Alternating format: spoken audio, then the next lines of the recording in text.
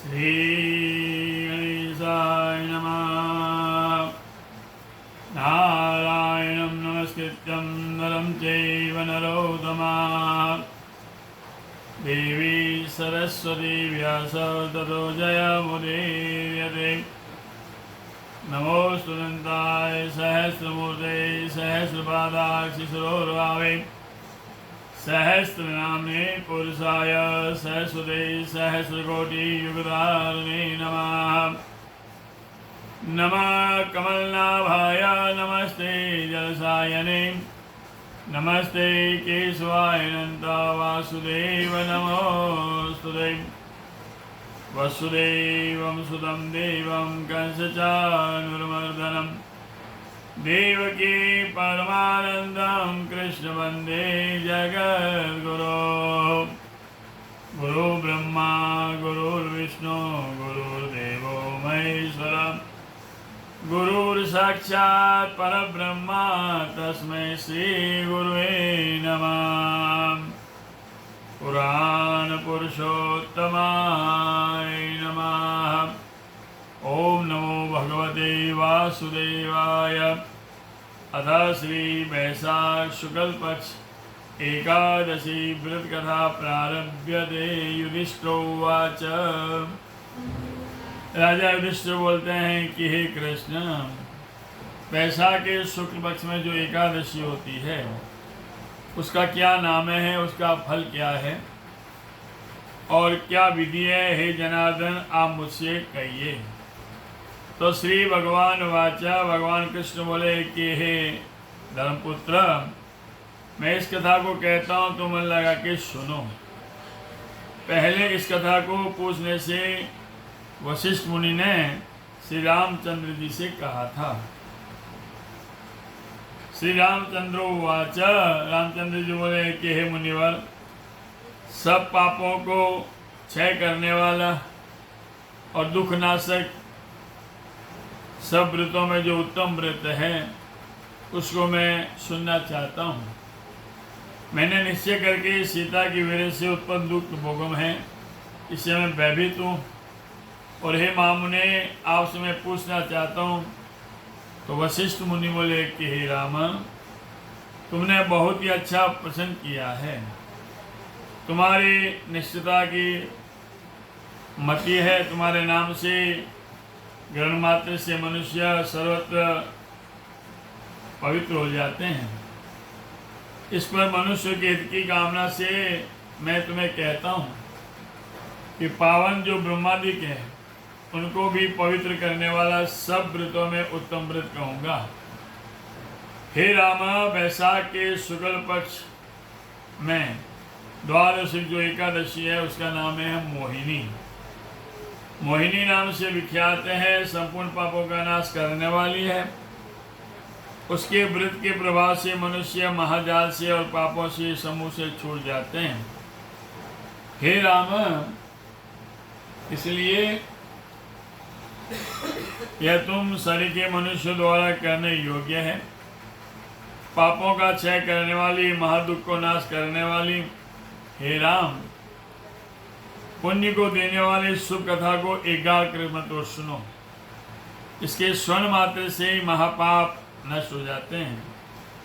सरस्वती नदी के तट पर शुभ भद्रावती नाम पुरी है। उसमें धुत्तिमान नाम राजा राज्य करता है।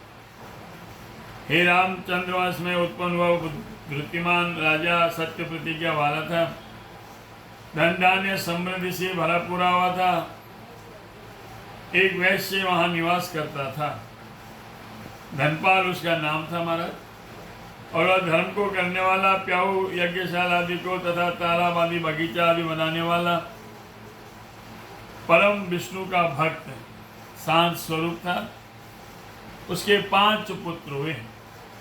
पहला पुत्र सुमना, दूसरा धुत्तिमान, तीसरा मेधावी, चौथा सुकृति और 5वां महापाप में सदा रत दुष्ट बुद्धि नाम का। वह वैश्या के संग में रहने लगा। जुआ आदि खेलना, व्यसन में आसक्ता, पराय स्त्री के भोग में लीन रहता था।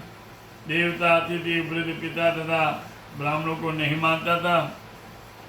अन्याय को करने वाला और दुष्टात्मा पिता के धन को क्षय कर रहा था, खत्म कर रहा था। अभक्ष वस्तुओं को भक्षण करने लगा, मद्यपान करने लगा, वैश्य के गले में गलवाही डालकर राज्य में भ्रमण कर रहा था। तब पिता द्वारा घर से निकाला दिया गया। भाई बंधुओं ने भी उसे छोड़ दिया। फिर वो अपने शरीर के आभूषणों को बेचकर खर्च करने लगा। तब वैश्या उसकी निंदा करने लगी और छोड़ने लगी।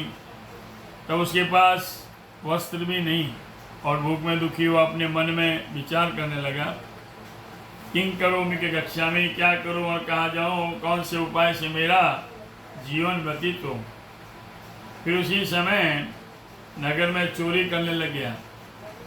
राजा के सिपाही ने उसे पकड़ लिया। उसके बाद पिता ने गौर से छोड़ दिया। फिर वह बांधा गया, छोड़ो गया। हाहाकार। राजा ने दुष्बुद्धि दुराचारी को कारागार में बंद करवा दिया गया।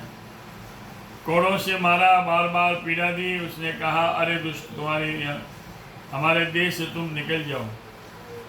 फिर ऐसा क्या राजा ने उसे दृढ़ मन से छुड़ा दिया। राजा के भय से हुआ वहाँ से निकल गया और घोर वन में चला गया। भूख प्यास से दुखी हुआ वन में इधर उधर भ्रमण करने लगा। फिर सिंह के समान मृगों को और शुक्रों को मारने लगा। सदा मांस खाकर वन में वास करता था। हाथ में धनुष मान लेकर पीठ में तरिख बांधे हुए भ्रमण कर रहा था। वन में पक्षियों को, चौपाइयों को मारा। चकोर, मोर, कंग, तितर, मसूम सबको मारा। वह दुष्बुद्धि क्रूर स्वभाव वाला जीवों को नित्य मारता था। पूर्व जन्म के किए हुए पाप द्वारा पाप रूप की चल में वह फंस गया। दुख और शोक से युक्त वह रात दिन चिंता कर रहा था। फिर वो किसी पुण्य के प्रभाव से कौंडिन्य ऋषि के आश्रम में चला गया।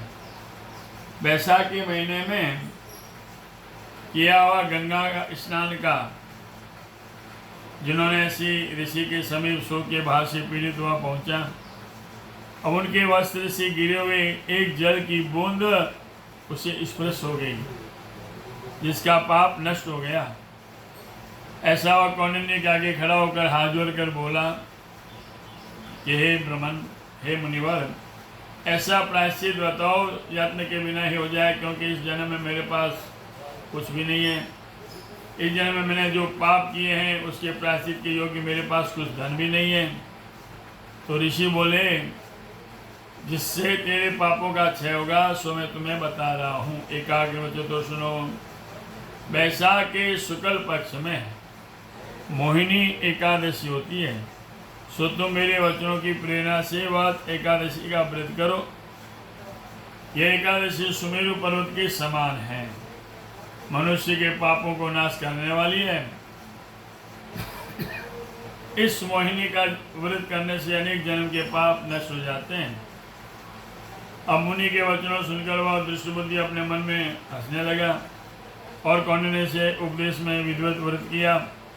तो हे नरश्रेष्ठ, व्रत के करने से वह पाप से रहित हुआ और उसके बाद दिव्य देह को गरुड़ पर चढ़कर उपद्रव से रहित होकर विष्णु लोक में चला गया। हे रामचंद्र, तब मोह को दूर करने वाला ऐसा व्रत है। चराचर त्रिलोक में इससे अधिक और कोई नहीं है। यज्ञ आदि, तीर्थ, दान इसकी 16वीं कला के बराबर भी नहीं है। तो हे राजन, इस कथा के पढ़ने और सुनने से भी 1000 गौ दान देने का फल प्राप्त होता है। जय जय श्री कुरुम पुराणे। बैसाख शुक्ल मोहिनी एकादशी व्रत महात्म्य। श्री कृष्णार्पणमस्तु। बोल कृष्ण कन्हैया लाल की जय। सुधर्मो राघवंशो अधर्मो दशकरञ्जरः। एवं वदन्ति लोकानां यतो धर्मस्ततो जयः। तिथिवारं च नक्षत्रं योगं करणमेव च। पंचांगम सुनते नित्यं श्रीगंगा स्नानं फलं लभेत्। आज जाकर के ठाकुर जी रहे बैसाख रहे शुक्ल पक्ष एकादशी गुरुवार उत्तराभावी नक्षत्र मोहिनी एकादशी व्रत सर्वे सर्वा। काल 12 शुक्रवार प्रदोष व्रत 13 शनिवार नरसिंह चौदस रविवार, पूर्णिमा व्रत सोमवार। मंगलम भगवान विष्णु मंगलम गरुड़ध्वजा मंगलम पुंडरीकाक्ष मंगलायस्तनो हरि। सब भक्तों ने जय श्री कृष्ण, चन्नेशु कमल व्यासा, जय श्री कृष्ण।